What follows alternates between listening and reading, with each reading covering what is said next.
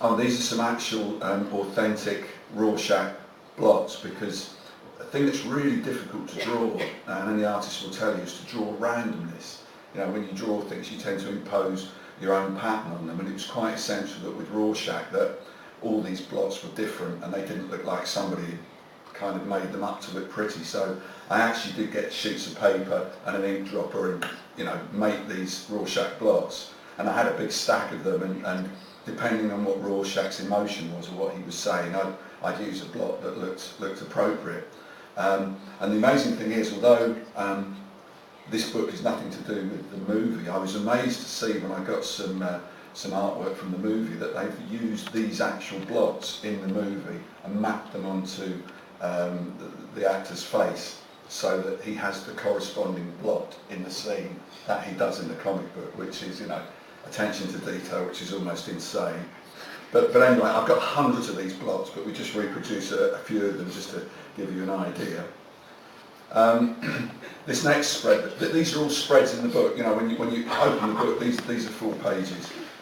And the drawing on the left is, I think, was my sort of first definitive drawing of the comedian.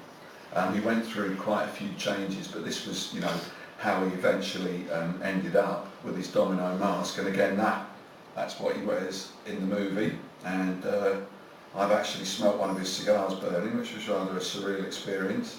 But that's one of my very first finished drawings of him. Because I had so many characters to keep track of in Watchmen, I had a couple of sheets of like definitive drawings of each of them that I could refer back to make sure that I, you know, didn't go off model, as we call it in the trade, or that I didn't miss any details out. So this was a drawing that I looked at a lot every time I drew the comedian. The other side of the spread is the famous or infamous smiley face badge, which was a cause of some friction between us and DC. Now, I think I'll probably confine my remarks today to the same kind of remarks as I make in the book, which essentially is, it's a celebration of, you know, the creation of Watchmen and the sort of pleasure of doing it. And it doesn't touch to any great degree on the slightly unhappy aspects of doing it. I do refer to the great smiley face debate, although very briefly. Perhaps at some point I'll write my no holds barred autobiography, and I'll tell the full story with all its dripping vitriol and bad feeling. But anyway, that is the smiley face badge. Depending which way you look at it, it's either a self-liquidating promotion or it's a piece of merchandise for sale. Enough said. Okay.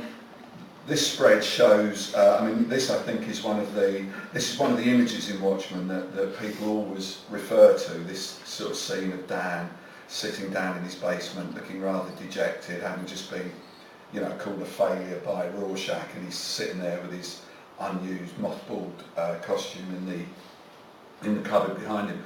On the left is the thumbnail that I drew. The original for this was probably about this big, about an inch and a half tall or something, which I did for every page in Watchmen. And indeed, in this book, which is a couple of hundred pages long, virtually every page is printed in its thumbnail form, very small, so you can see the whole story as it first was translated by me from Alan's script into a drawing.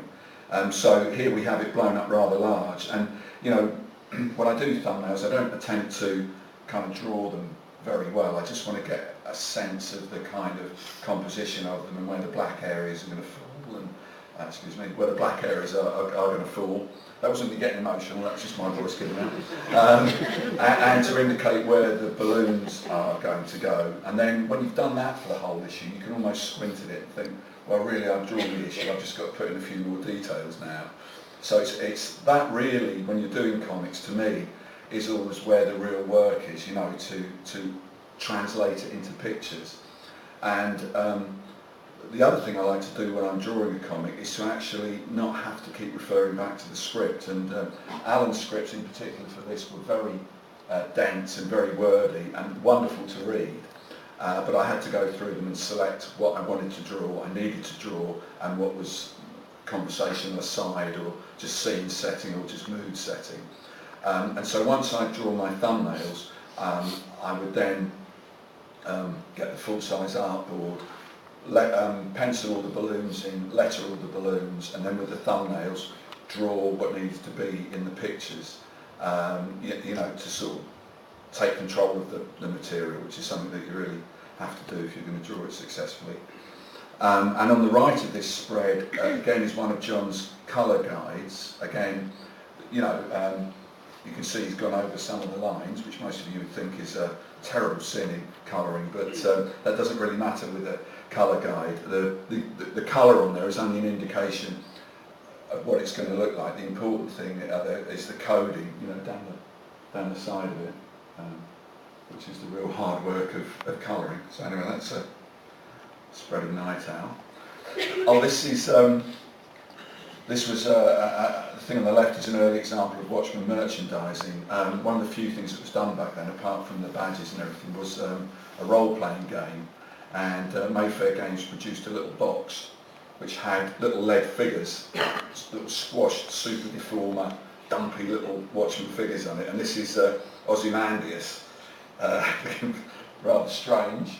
And it had all the characters in it, and it had Moloch, or Moloch as the Americans call him, and it had a beautiful little owl ship that was, what I always wanted to do with that was get a catapult and break somebody's window with it, because it was like this really beautiful little thing. And these are quite rare, I believe. I've got a set of them, but unfortunately being made of really cheap metal, a couple of them are broken, and my son was going through a painting models stage, and he painted a lot of them in the wrong colours. So if you've got one of those in the attic, you know, you've got a thing of great rarity, which you could eBay tomorrow for a considerable profit.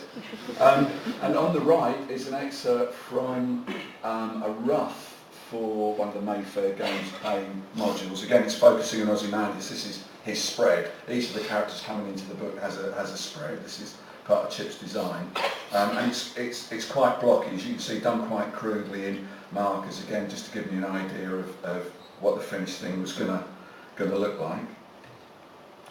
The next spread, this is supposedly Dr. Manhattan, and I suppose it is, or it might just be a sheet that I was just practicing drawing the human figure on. The interesting thing with Dr. Manhattan was that in the early stages of drawing him, I had him so he was kind of solid, so that you get light and shade on him, you know, light would cast shadows on him. But then I thought, no, if he's kind of full of, you know, nuclear energy, he would be a light source. So the reason I drew him with all those hatchy lines was to suggest his form, but in the way that, you know, like if you look at a neon light or something, the bit nearest to you is brighter and it gets darker around the edges. That was what I had in mind. So I never actually drew Dr. Manhattan with this kind of heavy light and shade on him, but the thing I like most about that is his expression. He's got that rather sad, rueful kind of Dr. Manhattan expression, which may have been what I was after in that sketch.